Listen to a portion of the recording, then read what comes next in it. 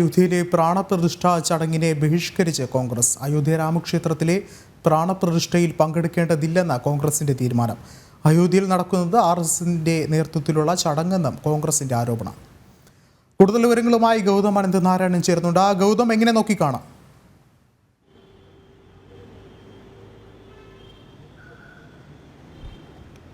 വിഷ്ണു, 22-ാം തീയതി നടക്കുന്ന അയോധ്യയിലെ രാമജന്മഭൂമിയിലെ പ്രാണപ്രതിഷ്ഠാ ചടങ്ങിൽ പങ്കെടുക്കേണ്ടതില്ല എന്ന തീരുമാനമാണ് കോൺഗ്രസ് പാർട്ടി ഇപ്പോൾ കൈക്കൊണ്ടിരിക്കുന്നത്. അല്പസമയം മുമ്പ് കോൺഗ്രസിന്റെ മാധ്യമ വിഭാഗം പുറത്തിറക്കിയിട്ടുള്ള പത്രക്കുറിപ്പിലാണ് ഇക്കാര്യം സൂചിപ്പിക്കുന്നത്. തീർത്ഥക്ഷേത്ര ട്രസ്റ്റിന്റെ ക്ഷണം നിരസിക്കുന്നു എന്നാണ് കോൺഗ്രസിന്റെ ഈ ഒരു റിലീസിൽ നമുക്ക് കാണാൻ സാധിക്കുന്നത്. ഇതിന് കാരണമായി കോൺഗ്രസ് പാർട്ടി ചൂണ്ടിക്കാണിക്കുന്ന 2-3 കാര്യങ്ങൾ.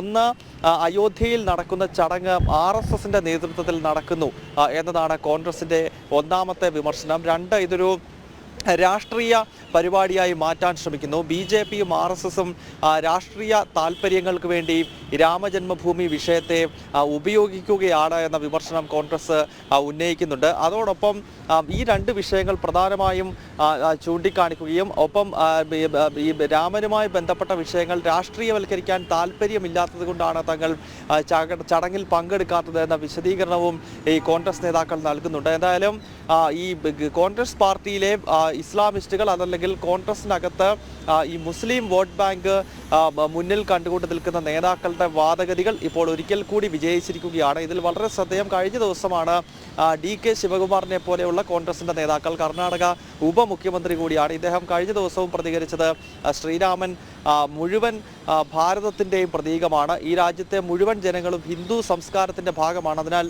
അയോധ്യയിലെ ചടങ്ങിൽ പോകണം എന്നതായിരുന്നു കർണാടകയിലെ കോൺഗ്രസ് നേതാവായിട്ടുള്ള അവിടുത്തെ ഉപമുഖ്യമന്ത്രിയായിട്ടുള്ള DK ശിവകുമാർ പറഞ്ഞത്. ഇത്തരത്തിൽ ഒരുപക്ഷെ ഭാരതം ഒട്ടുക്കെ കാത്തിരിക്കുന്ന ഒരു വളരെ വലിയൊരു ചടങ്ങാണ്. ഒരുപക്ഷെ ജാതിമത ഭേദമന്യേ എല്ലാ ആളുകളും ഒരുപോലെ കാത്തിരിക്കുന്ന വിശിഷ്ട ദിനമായി ആചരിക്കപ്പെടുന്ന ഒരു ദിവസമാണ് വരാനിരിക്കുന്നത്. അങ്ങനെയല്ലേ?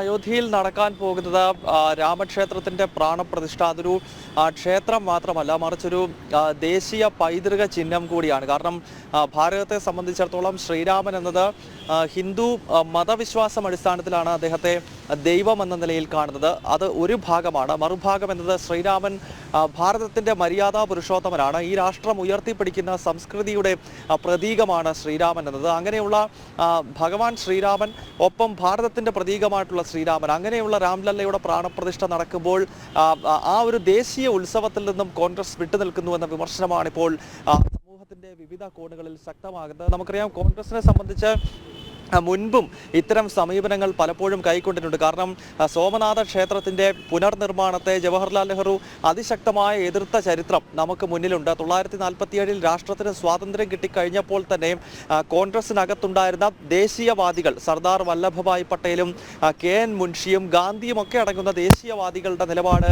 സോമനാഥ ക്ഷേത്രം, ഭാരതത്തിലെ ജ്യോതിർലിംഗങ്ങളിൽ ഒന്നായിട്ടുള്ള സോമനാഥ ക്ഷേത്രം പുനർനിർമ്മിക്കണം എന്നതായിരുന്നു. അങ്ങനെ സർദാർ വല്ലഭഭായ് പട്ടേലും KN മുൻഷിയും ഉൾപ്പെടെയുള്ള നേതാക്കൾ ഒരു ഭാഗത്ത് സോമനാഥ ക്ഷേത്രത്തിന്റെ പുനരുദ്ധാരണത്തിനായി പ്രവർത്തിക്കുമ്പോൾ മറുഭാഗത്ത് ജവഹർലാൽ നെഹ്റുവിന്റെ നേതൃത്വത്തിലുള്ള ഒരു വിഭാഗം കോൺഗ്രസ് നേതാക്കൾ ഈ ക്ഷേത്രത്തിന്റെ പുനർനിർമ്മാണം എന്നത് അതൊരു ഹിന്ദു പുനർജീവനവാദമാണ് എന്ന വാദം മുന്നോട്ട് വയ്ക്കുകയും സർദാർ പട്ടേലുമായി വലിയ തർക്കമുണ്ടാവുകയും ഒക്കെ ചെയ്തത് ഭാരതത്തിന്റെ ചരിത്രത്തിൽ നമുക്ക് കാണാൻ സാധിക്കുന്നതാണ്. പക്ഷേ പിന്നീട് നമുക്കറിയാം, ഗാന്ധിയുടെ ഉൾപ്പെടെ പിന്തുണയോടുകൂടിയാണ് 1951 ജ്യോതിർലിംഗം സ്ഥിതി ചെയ്യുന്ന സോമനാഥ ക്ഷേത്രം KN മുൻഷിയുടെ നേതൃത്വത്തിൽ പുതുക്കി പണിയുകയും പിന്നീട് ഭാരതത്തിന്റെ പ്രഥമ രാഷ്ട്രപതിയായിട്ടുള്ള ഡോക്ടർ രാജേന്ദ്ര പ്രസാദ് തന്നെ നെഹ്റുവിന്റെ എതിർപ്പിനെ മറികടന്നുകൊണ്ട് അദ്ദേഹം ആ ക്ഷേത്രം സമൂഹത്തിന് വേണ്ടി തുറന്നു കൊടുത്തു. അന്നും കോൺഗ്രസിനകത്ത് ഒരു വിഭാഗം, ഈ നെഹ്റു പരിവാറാണ് ഇന്നിപ്പോൾ ഇതിനെ എതിർക്കുന്നതെങ്കിൽ അന്ന് ജവഹർലാൽ നെഹ്റു തന്നെ